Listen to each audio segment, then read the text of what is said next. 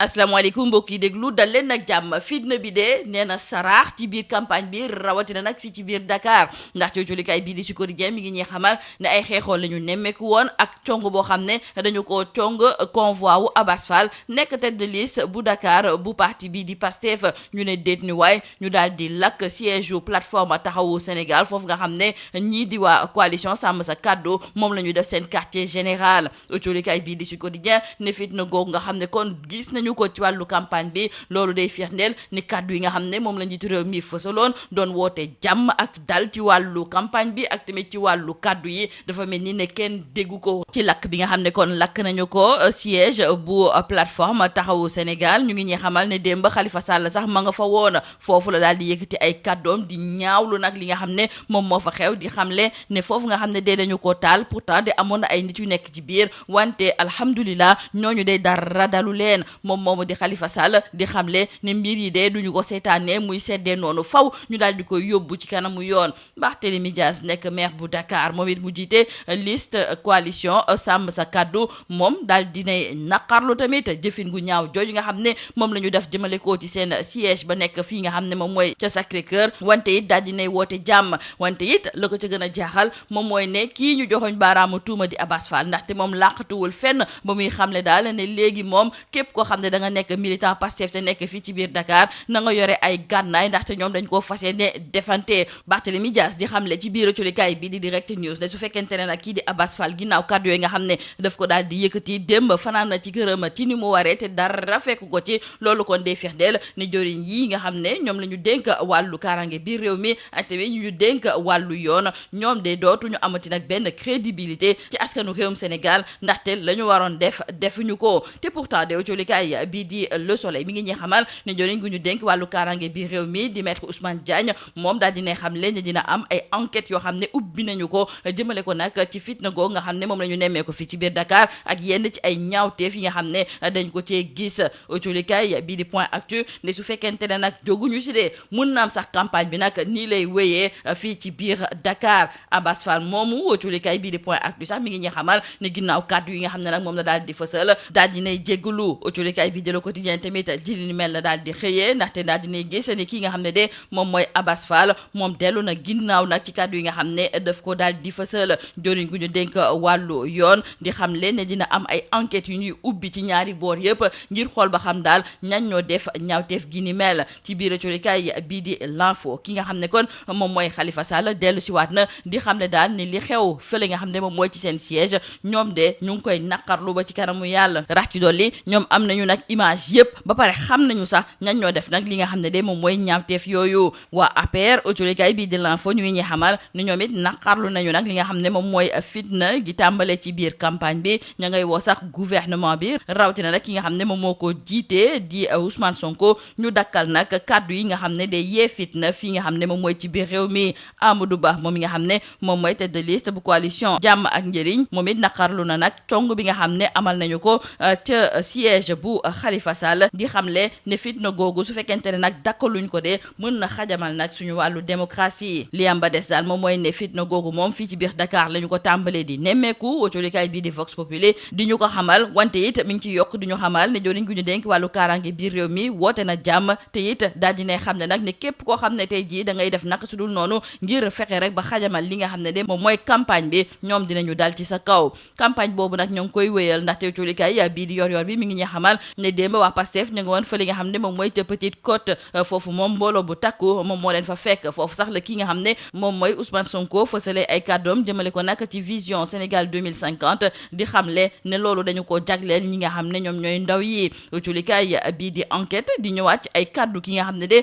moom mooy Ousmane Sonko ndaxte ci ndorteelu campagne bi moom moo fi waxoon ne am na benn banque boo xam ne dañu faa fekk ci benn compte bancaire ci lu weesu 1000 milliards ci suñu koppar culikaay bii di enquête di laajte ndax loolu moom ab mbuxum la wala nag ay kàddu yoo xam ne kii di Ousmane Sonko fësal na ko te tegu ko fenn ndaxte ba léegi du benn preuve boo xam ne daal moom fësal na ko ci wàll gi ni mel beneen candidat ngi nii di Macky Sall nekk tête de liste bu coalition Takku Wallu Sénégal moom de ca bitim réew lay amalee campagne am culikaay bi di L'Observateur ne moom mi waxoon nag ne dafa fas yéene jël retraite am dootul wax ci li jublu ci wàllu réew mi wala boog bu tegaat fi tànkam dafa mel ni nag ne Macky ma ngay dellu ginnaaw ci wàll gi ni mel culikaay yéenekaay bi di Les Échos moom di ñëwaat ci campagne yu Abdoulaye Sylla moom mi nga xam ne nag moom moo jiite coalition ànd beesal Sénégal moom de la mu bëgg moom mooy jàkkaarloo ak ki nga xam ne de moom mooy Ousmane Sonko ñu daal di taxawal benn débat nee na su boobaa dina wan fiscaliste bii di Ousmane Sonko naka la moom mi di businessman di wutee xaalis ak tamit naka la ñuy gën a mun a ñoŋalee xaalis boobu sax mu saawaan baawaan fii ci biir réew mi jeexalee ko colikaay bii di Tribune mi ngi ñuy xamal ne ci diwaan bu sell gii di Touba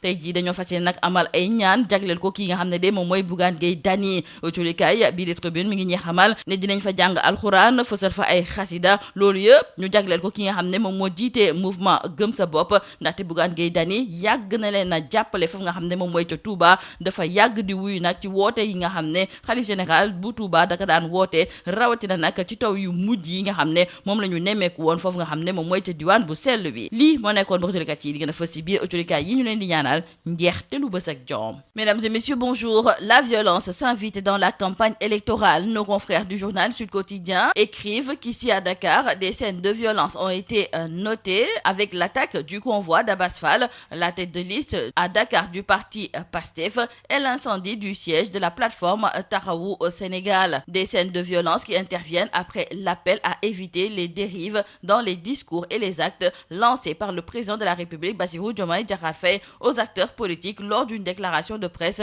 effectuée le vendredi dernier. C'est pourquoi nos confrères du journal Sud Quotidien qualifient de coup d'épée dans l'eau cet appel du chef de l'État à faire preuve de responsabilité, de retenue et de modération et à éviter les dérives dans les discours et les actes. Hier, l'ancien maire de Dakar, Khalifa Sall, leader de la plateforme Taxawu Sénégal, a dénoncé un acte d'une gravité extrême, affirmant que le bâtiment a été attaqué à l'aide de cocktails Molotov par un groupe armé alors que des personnes s'y trouvaient endormies. L'ancien candidat malheureux à la dernière présidentielle qui s'est empressé de préciser que grâce à Dieu, aucun décès n'est à déplorer. Il a cependant annoncé sa décision de saisir la justice. Le maire de Dakar, Barthélémy Diaz, lui aussi a dénoncé cet acte criminel. Cependant, il n'a pas toutefois manqué d'inviter les acteurs à l'apaisement et à plus de sérénité dans le champ politique. Dans le quotidien Le Soleil, nos confrères décrivent que par rapport à cette campagne émaillée de violence ici à Dakar,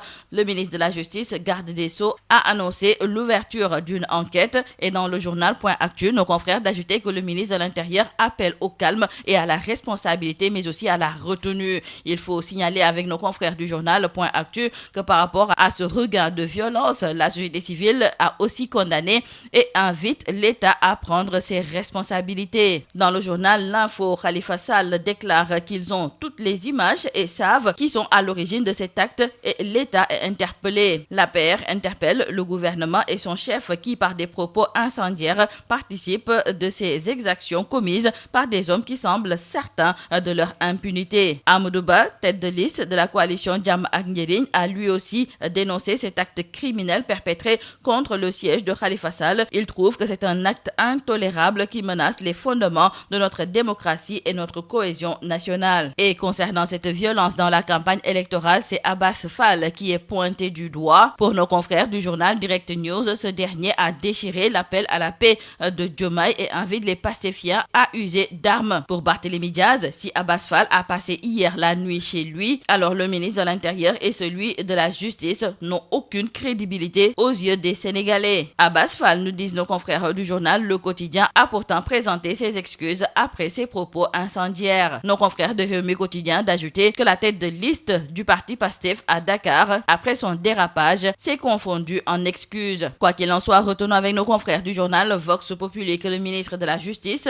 compte traquer les auteurs des violences des deux bords. Des enquêtes sont diligentées pour situer les responsabilités sur les faits survenus en ce début de campagne dans le département de Dakar. Ousmane Diagne parle d'agissements et propos susceptibles de revêtir une qualification pénale pouvant exposer leurs acteurs à des poursuites. Il invite ainsi les acteurs de tous bords à s'abstenir de tout acte ou déclaration de nature à troubler l'ordre public. La campagne électorale se poursuit et nos confrères du journal Yor Bi nous font savoir qu'hier, la Petite Côte a déroulé le tapis rouge à Ousmane Sonko. La tête de liste du parti PASTEF en a profité pour présenter la vision du Sénégal 2050 et déclare que c'est surtout pour les jeunes. Toujours concernant la campagne de la tête de liste nationale de PASTEF, nos confrères du journal Enquête nous nous rappelle qu'Ousmane Sonko, en pleine campagne, avait fait savoir qu'il y avait dans une banque de la place un compte bancaire avec plus de 1000 milliards de nos francs. Et nos confrères de se demander si c'est un scandale ou bien un mensonge. En tout cas, c'est une accusation grave et sans preuve. La CENTIF est interpellée. Les experts évoquent des règles anti-blanchiment et l'obligation de transparence. La tête de liste de Takku Wallu Sénégal, Macky Sall, lui aussi poursuit sa campagne, une campagne via les réseaux sociaux. Pour nos confrères du journal L'Observateur, celui qui avait annoncé une retraite paisible est revenu sur sa parole. Macky s'expose au désaveu, titre nos confrères du journal L'Observateur. Abdoulaye Sylla, la tête de liste de la coalition And Bessal Sénégal, était hier à Diourbel où il a tenu un meeting devant une foule monstre, nous disent nos confrères du journal Les Échos. Et ce dernier en a profité pour lancer un défi à Ousmane Sonko. Il lui demande d'accepter de débattre avec lui et il va lui prouver qu'il n'a rien compris. Il ajoute que le businessman qu'il est va montrer aux fiscalistes comment on crée de la richesse et de la valeur ajoutée. Terminons par nos confrères du journal Tribune qui nous font savoir que la ville sainte de Touba va formuler des prières pour Bougane Gueye Dany. Des récitals de Coran et des chassidas de Serigne Touba en soutien au leader de Gëm Sa Bopp, nous disent nos confrères du journal Tribune, car Bougane a toujours répondu à l'appel du khalife et même lors des récentes pluies diluviennes. C'est tout à vos journaux et très bonne lecture.